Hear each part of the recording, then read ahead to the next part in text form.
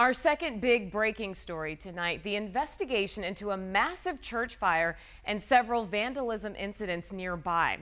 Now, all three incidents happening within a short distance of each other along Shea Blvd near 40th Street.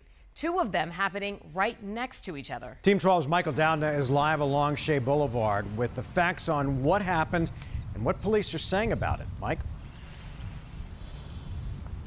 It's a really unfortunate story. This almost 50-year-old church right now, just a shell of its former self after an early morning blaze, leaves behind charred remains. And as you mentioned, this is just one of three spots that were either burned or vandalized in the early morning hours within about a mile radius of this point.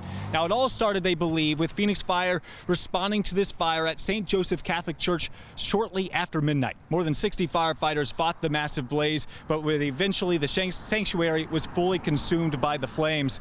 And then, about a half-mile away, officers later found that vandals had hit the Emmanuel Presbyterian Church at 39th Street in Shea when a groundskeeper noticed the damage around 6:30 this morning. The door smashed with a pole. The TV hit, bent, and cracked, with the floor still showing the remains of fire extinguishers which had been let loose in the building.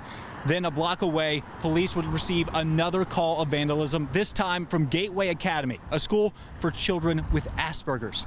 The principal showing me the shattered window where a rock was thrown in. She says when they arrived this morning, the lockers were all opened up and the children's headphones were stolen.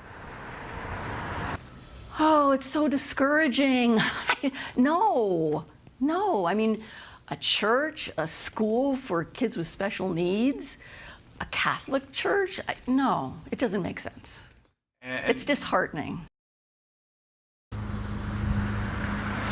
Disheartening for sure. Police are still investigating these incidents, and at this point, they have not said whether or not these incidents are related. Now, we're working to figure out more information and expect to bring you more information as the evening progresses. We're live in Phoenix. Michael Dowdna, 12 News.